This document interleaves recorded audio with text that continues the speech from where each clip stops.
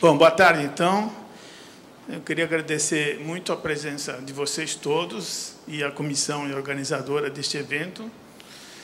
Como vocês devem estar muito cansados do Artigas, vou dizer para vocês uma coisa interessante. O Artigas era incansável. Então, vocês podem ficar um pouco incansáveis agora para suportar mais uns 20 minutinhos de conversa sobre isto. Talvez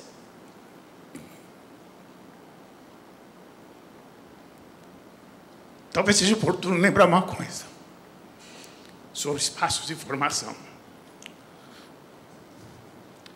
E quando eu comecei a pensar nisso, eu me lembrei deste espaço, dessa foto, deste lugar.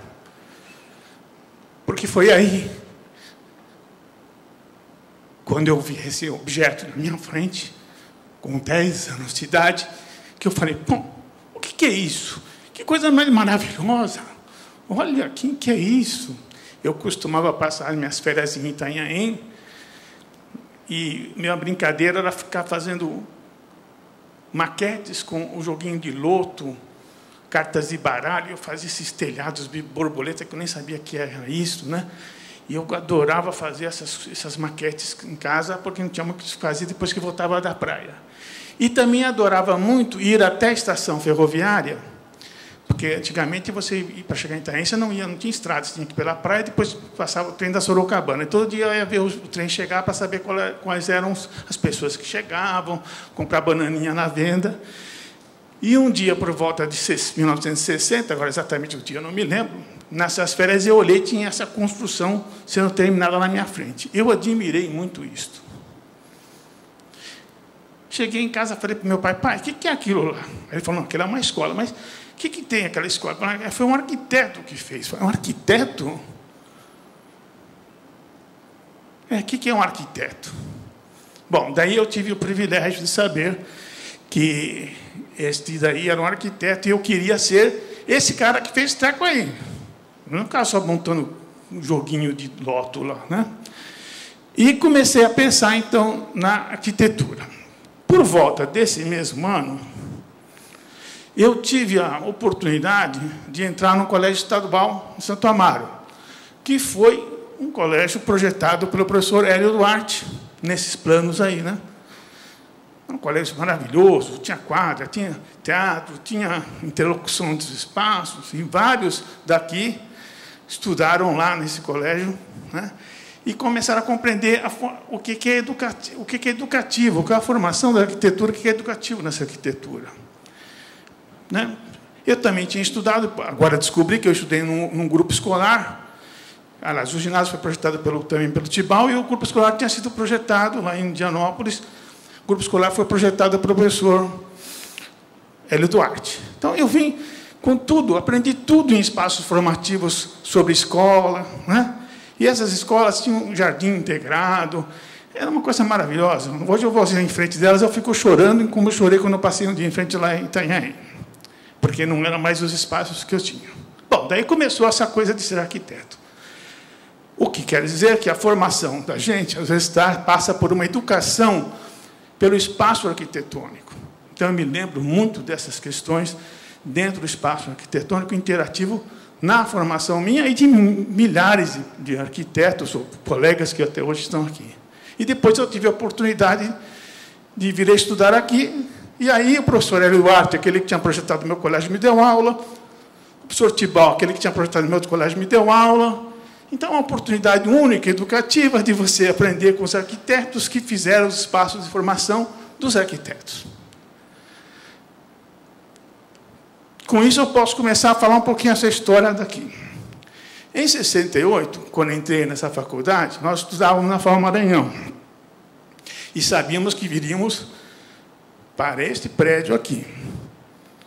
E um dia, na faculdade, né, nós solicitamos uma conversa com o Artigas, que não era essa coisa formal que nós temos aqui, né, era muito mais gostoso. O Artigas provavelmente queria conversar com a gente numa mesinha, não esse negócio que vocês estão lá longe, olha lá, né? Olha o Luiz aqui. Então, eram essas conversas. Ele falava, não, passa lá no escritório. A gente saía da FAU Maranhão, andava até o escritório do Artigas, ele nos recebia sempre, e não foi a primeira vez, como aluno do primeiro ano, né? que ele nos recebia para explicar, ou tirar dúvida, ou conversar sobre arquitetura, que é uma coisa da formação que descamba um pouco dessa coisa formal que se tem de disciplina, horário de aula, não sei o que lá, que é uma conversa criativa e formativa da gente. Nessa conversa, que não era a primeira que nós tínhamos tido como alunos no primeiro ano, porque naquela época estávamos vivendo o Fórum de 68 e estávamos discutindo o que vocês hoje, o que nós hoje, temos aqui um grande pacto de estruturação da faculdade. Era um momento bem interessante em toda a sociedade naquele momento. O Artigas nos recebeu no escritório e nós perguntamos, professor, mas nós queremos saber como é que vai ser o prédio. Eu já tinha tido o privilégio de visitar esse prédio com ele aqui, quando eu estava concretando as rampas. Mas vamos falar a verdade, eu queria saber como é que ficou esse negócio aí. E ele pegou um papelzinho da mesa dele e fez esse desenho aí. E esse desenho aqui eu vou conversar com vocês. Esse é o desenho em que ele explicou para nós o prédio. Ele começou primeiro fazendo aquele corte ali, explicando o seguinte. Destacou a entrada e a distribuição dos ambientes, assim previstas para que os usuários compreendessem o edifício logo ao ingressar. Isso eu estou tentando, isso foi em 68, mas a minha memória não é tão ruim, o desenho me fez ajudar a lembrar a conversa. Embora fosse um pouco difícil para um jovem de 8 anos entender o que o Artigas dizia. Mas desenhou um percurso visual e a promenade idealizadas para que se explorasse o interior desse prédio.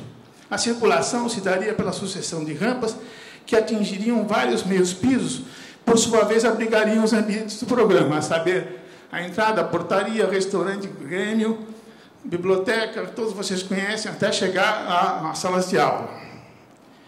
O programa, assim distribuído, articularia os espaços pelo percurso em amplas visuais, observáveis ao circular pelo edifício. Os ambientes, além de conectados ao acesso, estariam, na sua maioria parte, voltados a um grande saguão central que propiciaria a interlocução constante entre os usuários e a arquitetura. Num segundo momento, registrou graficamente seu entendimento sobre o que seria a formação do sujeito na escola. Ele escreveu a palavrinha sujeito ali naquele canto. Dá para vocês verem, né? Isso aqui tudo é muito complicado para a gente agora apertar.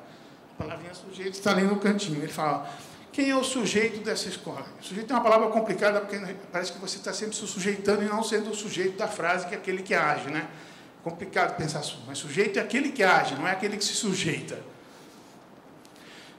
Esse sujeito, aí ele desenhou esquematicamente aquele conjunto de formas ali, que seria como os prédios. Não é esse daí ainda. Vamos voltar? Que seria como os prédios com a característica do sistema moderno, funcional, se articulariam. Então, são aqueles blocos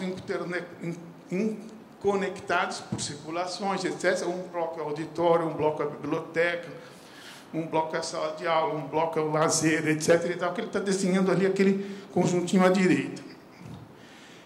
E disse o seguinte, o sujeito, nessa situação, o sujeito acabaria por aprender e pensar ou construir-se, ora como quem está estudando, por exemplo, na biblioteca, ora como está recebendo informações, por exemplo, nas salas de aula, ora como quem está projetando, por exemplo, nos estúdios. Esse sujeito acabaria por entender o projeto como uma adição de fragmentos e conhecimentos coletados ao longo das disciplinas e disponibilizados em separado.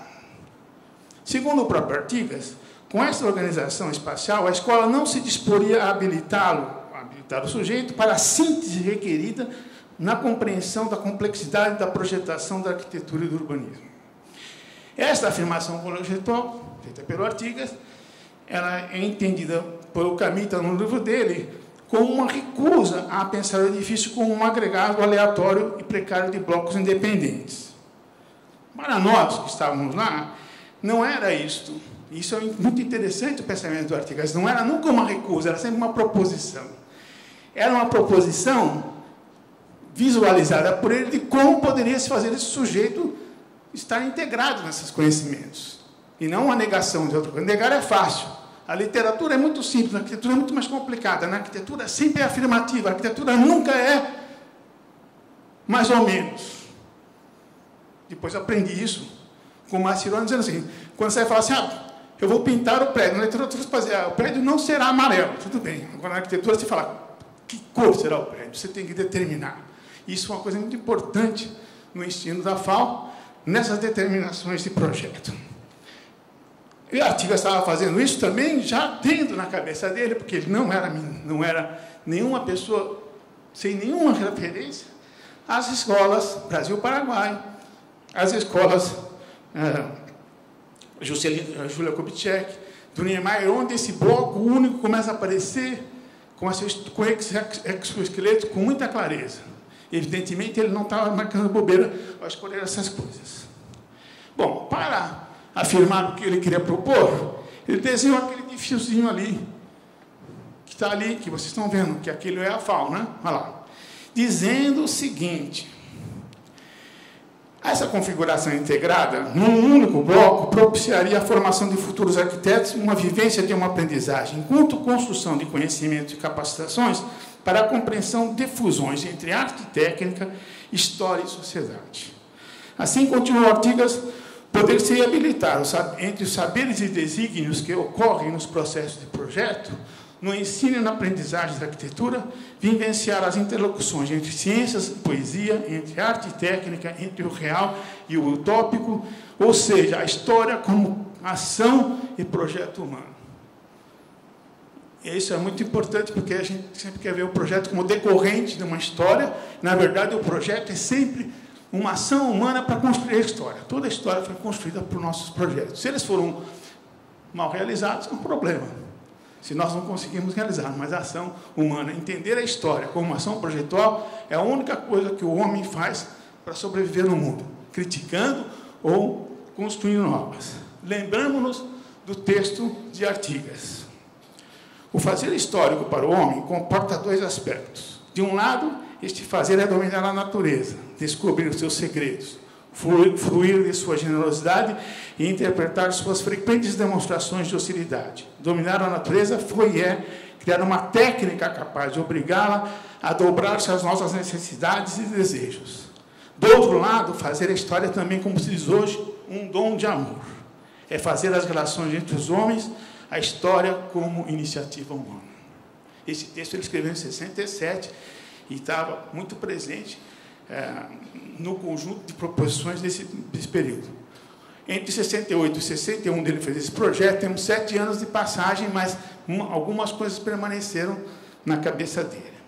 Depois, também ressaltou as características não miméticas ou figurativas do edifício, fazendo uma referência a pré-existências ocorrentes na escola, como o laguinho, a fonte da mansão Penteado, onde, por tradição, eram e continuam sendo recebidos os alunos. Revelou o modo pelo qual o transportou para os prédios da cidade universitária. Para isso, desenhou uma superelipse, formatando o laguinho não mais como um local de referências miméticas, espécies da natureza, como peixinhos, cântaros, aguapés, concebendo com uma poça de água inserida como um fator urbano no piso do asfalto, bem em frente ao acesso principal da faculdade. Então, vocês estão vendo ali o laguinho, hoje totalmente desprezado. O professor Barosky fala de... Como é que chama? Você fez o que você falou que ele fez? Que se comunicou alguma coisa que estava equivocada. Um equívoco. É um equívoco não entender o fato urbano de um lago moderno ser uma poça d'água. E é muito lindo entender isso daí, pelo menos para que vocês percebam que está lá, e ele desenhou aquele laguinho antigo, e o nosso laguinho é uma fonte, só que é encontrado, inclusive, no projeto de Guarulhos, esse laguinho. Quem for lá olhar as fotografias, vê que tem um laguinho dentro de Guarulhos, determinado por um retângulo. O novo laguinho, como elemento de arquitetura, embora se referisse a uma tradição, era concebido em novos sentidos expressivos, como representação da manifestação odierna para a vida social urbana e não como fonte de representação mimética da natureza. É muito importante perceber, então, como um arquiteto pode interpretar uma tradição e repropô-la de uma maneira contemporânea. Nos croquis destacou a arquitetura transluzente proposta para todos os espaços como se fosse um céu para trazer a luz e ventilar nossa formação. Um cosmos educativo ao alcance de todos e para todos iluminar. A proposição poética do entendimento da formação do sujeito se realizaria por aprendermos juntos uma mesma luz que banharia os percursos e ambientes, todos ascensionalmente atingidos através dos trajetos socioeducativos definidos pelas rampas. Trajetos que iluminam o convívio mútuo e a compreensão da arquitetura são observáveis em vívidas experiências continuadas e continuidades especiais realizadas ao longo das obras de Artigas. Como caracterizou o Clébio Rabelo no seu artigo Entre o Chão e o Céu, as rampas do Artigas, ou como interpretou Camita, como as relações entre o telúrico e o transcendente. Isso a gente vive todo dia. E eu me lembro do dia que eu trouxe minha mãe aqui na FAO, quando eu entrei aqui, ela, vamos lá, mamãe, vamos conhecer a escola. Ela fala, meu filho, eu entrei, parece que eu saí.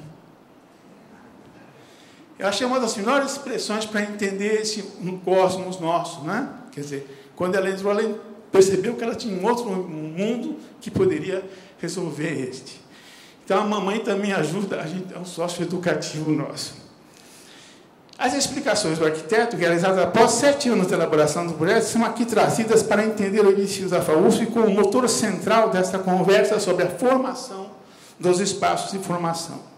O edifício, quer por suas qualidades, quer pelo continuado usufruto das gerações que nele se formaram, se colocou como um exemplar mais nítido dos projetos do mestre para as escolas que se ensinou desde a concepção do ginásio de Itaém, aquele que eu conheci, e se prolongou até a escola da Viramenque, em 1978.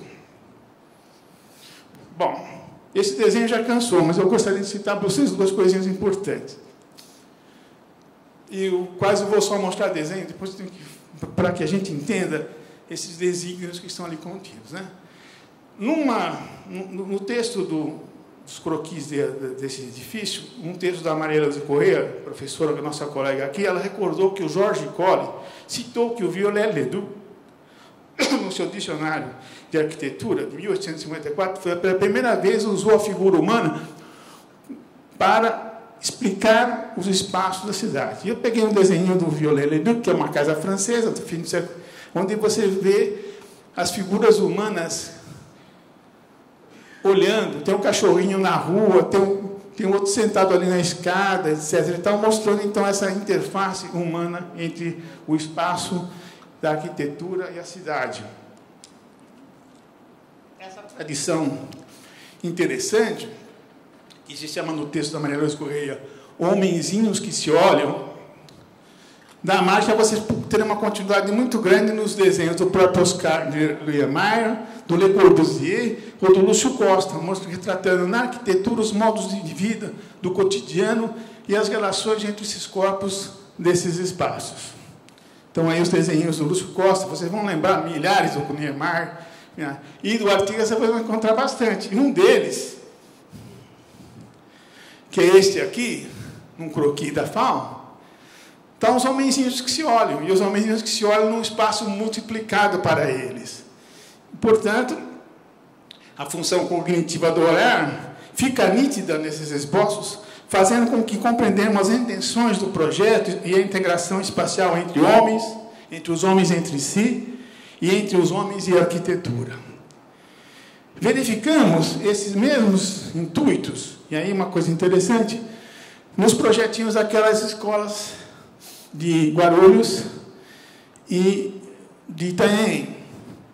Neles, né, em ambos, os vãos dos pórticos são elementos convidativos e generosos em relação ao acesso. Em Itaém, o espaço coberto interno é atingido diretamente, sem portas, pelo amplo caminho registrado no piso.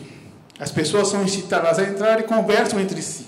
Na segunda, as aberturas dos pórticos também realizam esses chamamentos ao diálogo e a conversa entre as pessoas, ambientes, percursos. Observamos a eliminação da noção de corredores como elemento de circulação, dispondo os trajetos como espaços de sociabilização. Não se trata de uma aplicação de um desenvolvimento linear, mas de projeto de espaços gerados por preocupações que introduzem novas interpretações e proposições, assim como considera o professor Katinsky no seu texto.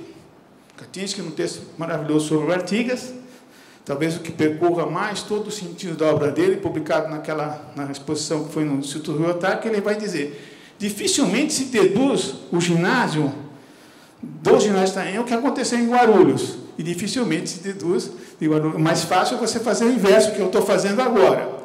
Esse prédio da FAO foi feito entre os dois. O prédio da FAO é projetado entre Itanhaém e Guarulhos. Só que agora há uma condição importantíssima nesse prédio. Existem os pórticos, existe a estrutura, existe o passeio, existem os percursos, existe essa interlocução espacial, mas no edifício da FAO existe uma proposição de programa, a possibilidade de fazer um programa, realizar um programa ao mesmo tempo que se faz um projeto. E há uma ampliação da complexidade arquitetônica, porque aqui se tem oficina, laboratório, biblioteca, etc., etc., que fazem com que essa multiplicação de níveis, pés direitos, estrutura de pórticos, ambiente, circulação, seja mais complexa.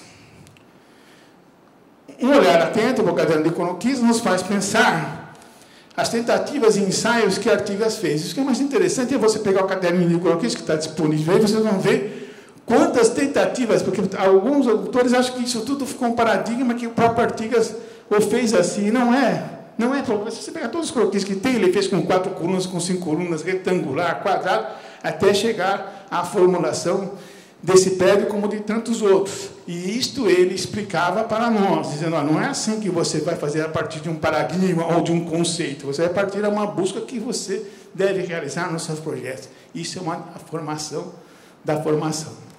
E a formação da formação, para ele, é muito interessante por esse motivo, né? Bom, eu separei aqui, tem muito tempo ainda, já acabou. Deu 20 agora? Deu 20, tá bom.